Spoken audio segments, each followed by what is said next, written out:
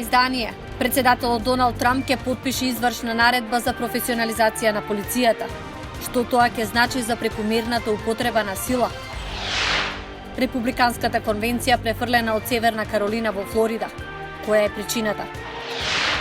А Вашингтон и неговата околина со нов изглед по релаксирање на мерките. Останете со нас.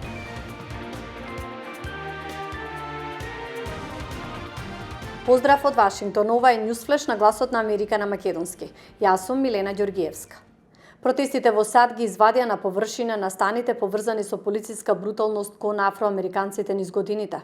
Како тоа ќе се одрази врз идните расни односи, веднаш по вестите на денот. По неколку неделните граѓански немири во САД, председателот Доналд Трамп ветува дека неговата администрација агресивно ќе го следи економскиот развој во малцинските заедници и ќе се спротивстави на нееднаквоста во здравството и во други области. Белата куќа, без да објави детали, соопшти дека ова е дел од планот со 4 точки за да се изгради безбедност, можности и достоинство. Доналд Трамп по браќањето за неговата партиска номинација во август наместо во Шарлот, Северна Каролина, ќе го одржи во Джексонвил, Флорида, објави Републиканскиот национален комитет. Трамп инсистираше дека сака говорот да го донесе во полна арена без социјално дистанцирање и без делегатите да носат заштитни маски, мерки кои што се користат на големо ширум светот за да запре ширењето на коронавирусот. И верските лидери од афроамериканската заедница бараат темелни промени во полицијата. Ги повикуваат сите граѓани, независно на нивната етничка припадност, да протестираат против расизмот. Пред Стив Адарква да стане свештеник во Јужна Калифорнија, живеел во Гана. Неговата слика за Америка била базирана на тоа што тој го видел на телевизија. Прекрасни улици и убави луѓе. Немав искуство со расизам зашто доаѓам од африканска држава. Но таа слика била променета со живењето во САД последниве 30 години. Луѓето ве гледаат чудно, ве зборуваат чудно, особено кога имате туѓ акцент. Наеднаш не е важно ниту дали имате образование и општествен статус. Луѓето автоматски ве потценуваат. Неговото искуство со полицијата било мешано. Живеел во регионот на Лос Анџелес за време на немирите во 1992, но тогаш вели има промени. Сега се работи на тоа редот и мирот да бидат во надлежност на заедницата. Джои Магала од Уганда исто така живеела во Лос Анџелес за време на тогашните немири.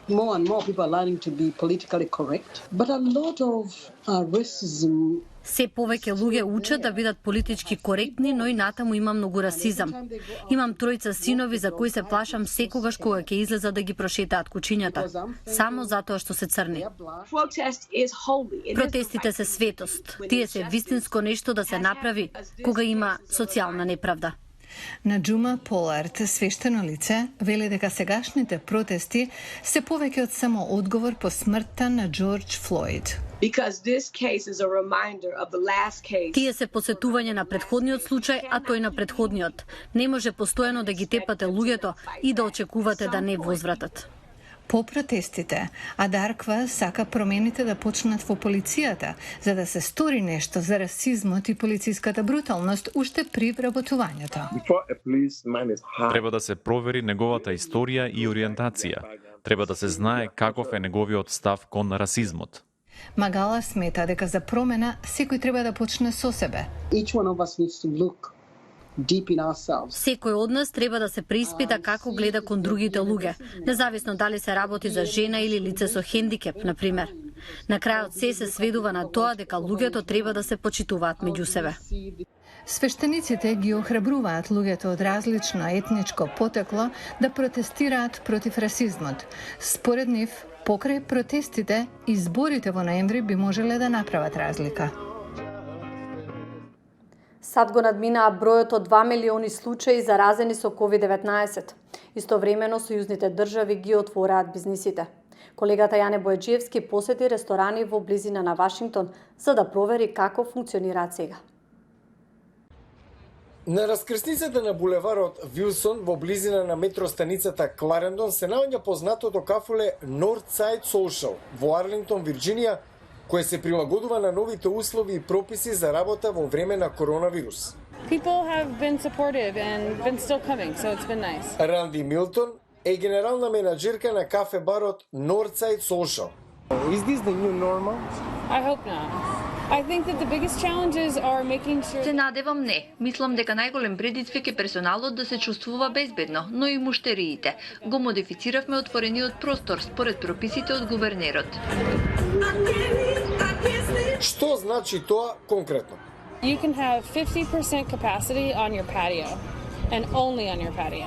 Тоа значи дека може да имате 50% од капацитетот на надворешниот простор, да продолжите со нарачки за достава и за носење. Засега не се дозволува седење во затворениот дел од кафе барот. Откако ќе замине гостин, веднаш зајакнати мерки за дезинфекција. Тука ги најдовме Розарио и Еластино од Аргентина, кои веќе една година живеат во Арлингтон, а работат во Вашингтон. Велат, не стравуваат од вирусот и ја користат првата можност да се напијат кафе на отворено, да уживаат во сонцето. I think it's a new normal, and as long as stores follow protocols, it's Ова е новата нормалност и ако се почитуваат прописите, прекрасно е да се ужива времето надвор. Се чувствувам безбедно. If you are in a risk group, within a risk group, you should stay home. Ако сте во ризична група, треба да останеме дома. Но ако сте млади и здрави, може да излезете. Некои други ресторани во Арлингтон примаат нарачки само на отворено. Други пак, веднаш до менито, укажуваат и на потребата од поголема хигиена. Животот со или без заштитни маски полека се враќа во нормала. И тоа незапирливо во Арлингтон.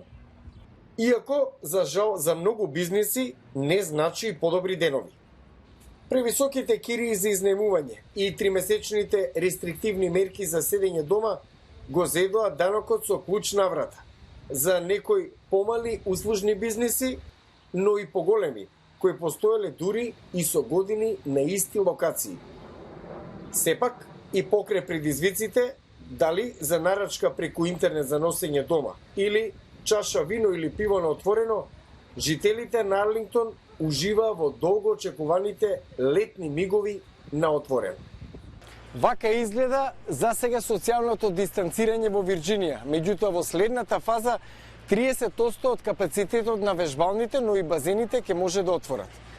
Јане Бојаджиевски, Глас на Америка на македонски, Арлингтон, Вирџинија.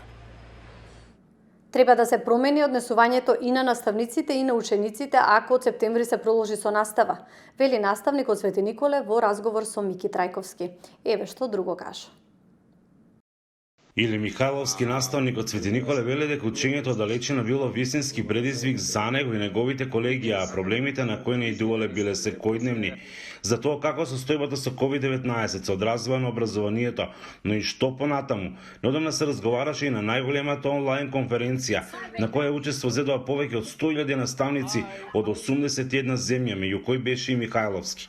Заклучокот бил дека сите земји се сочеле со истиот проблем, а тоа е неподготвеноста да се справат со учењето на далечина. За да македонското образование одговори на предизвиците и биде поподготвено да продолжи со настава на далечина од наесен, ќе биде неопходно, вели, да се направат сериозни измени. Смета дека Македонија треба да има барем една сериозна едукативна платформа за ваков тип на образование или да ги надгради постоечките. Би значило дека треба да се направат доста измени во наставните планови и програми како такви. За него проблемот во Македонија е што не сите наставници се подготвени за одржување на ваков вид настава и затоа смета дека треба да им се даде поголема подршка во тој дел. Михайловски во 2019 година ја добива наградата најдобар наставник во поранешна Југославија, а е дел и од Facebook група во која членуваат повеќе од 27.000 наставници од некогашните Ю републики. Иницијативата се родила веднаш по прогласувањето на пандемијата со цел меѓусебна помош за полесно совладување на учењето од далечина. Од Охрид за Гласот на Америка, Мики Трајковски. Благодарам на вниманието, имајте убав викенд.